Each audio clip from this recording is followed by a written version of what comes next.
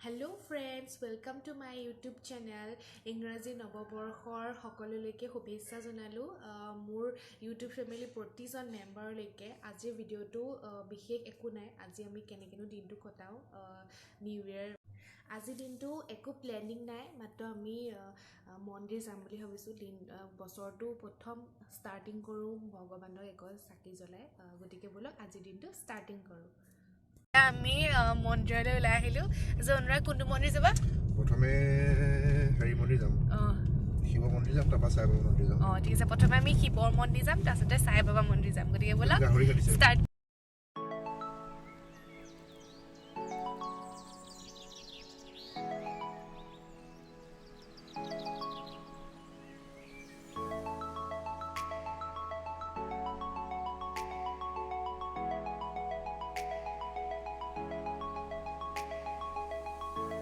ভাল দিব দেই আমি মন্দিৰৰ পৰা আহিলো কৈছিলো যে আমাৰ একো প্লেন নাই সাডেনলি প্লেন হৈ গ'ল আমি নিমাতী আহি আছো নিমাতীত এখন ৰিজৰ্ট খুলিছে নেকি ফটো চটো পাই আছো সেইকাৰণে আমি এতিয়া নিমাতী সেই ৰিজৰ্টখনলৈ গৈ আছো গতিকে বলক সেইখন চাম কিন্তু আমাৰ সাই বাবা মন্দিৰ যোৱা নহ'লে কাৰণ আজি মন্দিৰ বন্ধ সেইকাৰণে আমি নিমাতী গ'লো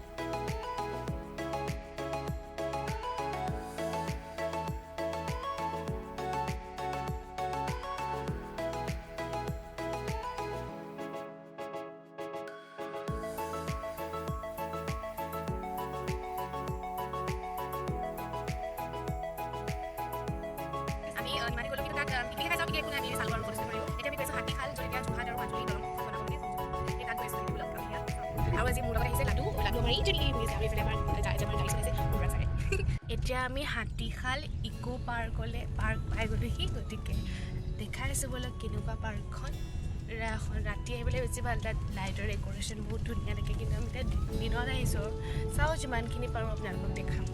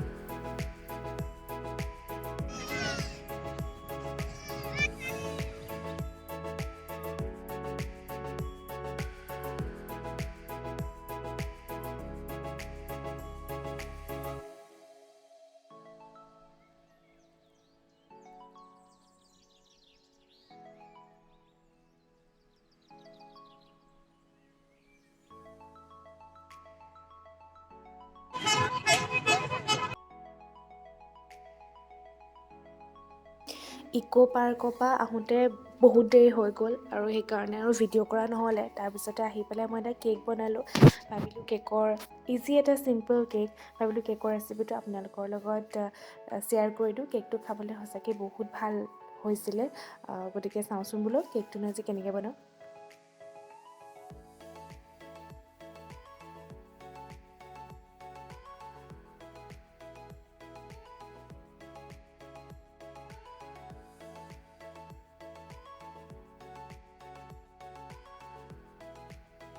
কেকটো বনাবৰ কাৰণে মই সৰু কাপটোৰ জোখেৰে 2 কাপ ৰিফাইন দিছোঁ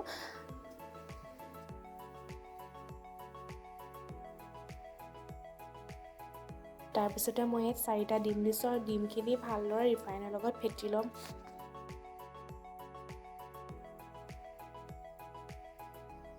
তাৰপিছত মই একেটা কাপেৰে 2 কাপ আধা চেনি দিছোঁ। চেনিখিনি মই গুড়ি কৰি লৈছোঁ। গুড়ি কৰি ল'লে মিক্স কৰিবলৈ ভাল হয়। আপোনালোকে গুড়ি নকৰিলেও হ'ব বা কৰি ল'লে বেছি ভাল হয় আৰু মিক্স কৰিবলৈ। তাৰপিছত মই ডাঙৰ চামুচখনে এচামুচ বেকিং পাউডাৰ দিছোঁ। তাৰপিছত মই একেটা কাপৰ জোখেৰে 3 কাপ ময়দা দিছোঁ। ময়দাখিনি একেলগে দি নিদিব, কম কমকৈ মিক্স কৰিব, তেতিয়া মিক্স কৰিবলৈ ভাল হয়। তাৰপিছতে মই সৰু চামুচখনে অকণমান নিমখ দিছোঁ। কমলাৰ বাকলিখিনি সৰু সৰুকৈ কাটি মই সৰু চামুচখনেৰে 2 চামুচ দি দিছোঁ। কমলাৰ বাকলি দিলে টেষ্টটো বহুত ভাল হয় কেকটো খাবলৈ। আৰু মই মোৰ মিশ্ৰণটো অকণমান ডাঠ হ'ল কাৰণে মই ডাঙৰ চামুচখনেৰে 3 চামুচ গাখীৰ দি দিছোঁ। মিশ্ৰণখিনি এতিয়া ৰেডি। মিশ্ৰণখিনি এনেকুৱা হ'ব লাগে যাতে বেছি ডাঠ হ'ব নালাগে, বেছি পনীয়াও হ'ব নালাগে। তাৰপিছতে মই কাগজখনৰ ৰিফাইন সানি এনেদৰে মিশ্ৰণখিনি দি দিছোঁ। মই যিহেতু কেকটো অভেনত বনাম, সেইকাৰণে অভেনটো অকণমান গৰম হ'বলৈ দিছোঁ। তাৰপিছতে গৰম হোৱাৰ পিছত মই কেকটো দি দিছোঁ।